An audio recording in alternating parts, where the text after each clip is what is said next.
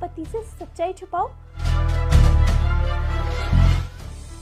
ठीक है ठीक है ठीक है, हाँ मैं आपको कॉल करता हूँ। क्या हुआ, आपने चेकअप कर लिया मेरी पत्नी का?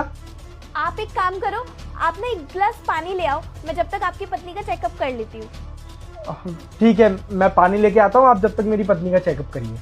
ठीक। तुम अपने पति को धोखा दे रही हो? प्रेगनेंसी के वक्त तुमने बॉल लगा रखी है। नहीं नहीं, मैं अपने पति को धोखा नहीं दे रही, मेरी मजबूरी है इसलिए मुझे ये सब करना पड़ रहा है।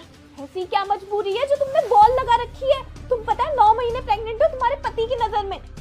हाँ मुझे पता है ये वाली बात, लेकिन आपको ना मेरी मदद करनी होगी किसी भी तरीके से ना। हमें ये दिखाना होगा कि ये बच्चा मरा हुआ पैदा हुआ, और ये सब आपको करना होगा। मैं इसके लिए आपको पैसे भी दे दूंगी। पर मैं ऐसा क्यों करूं और बच्चा मरा हुआ पैदा क्यों हुआ है? मैं क्यों बताऊं तुम्हारे पति को?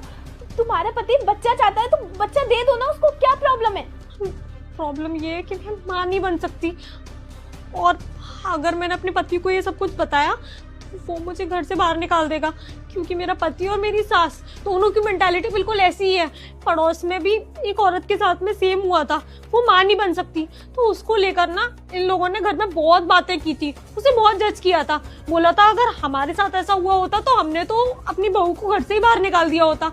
इसलिए मुझे डर लग रहा है कि ये सब कुछ घर पे बताने में, इसलिए। बेटा मैं दुर्गा माता हूँ, अगर तूने मुझे लाइक करके 10 लोगों तक शेयर नहीं किया तो मैं सराफ देती हूँ तेरी माँ मर जाएगी। और जाते जाते कमेंट में जय माता दी लिखकर आईडी को फॉलो कर देना। Thank you ma'am. शुरुआत में जब आपने इन्हें सब कुछ बताया तो मुझे बहुत बुरा लगा था कि आपने मेरे रिक्वेस्ट करने के बावजूद भी सब बता दिया, पर अब सिर्फ आपसे थैंक यू बोलना चाहूंगी, क्योंकि अगर आपने ये सच नहीं बताया होता तो शायद मेरी पूरी लाइफ इसी गिल्ट में चली जाती कि मैंने अपने पति से इतना बड़ा झूठ बोला।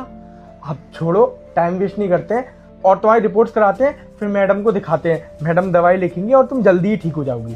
चलो।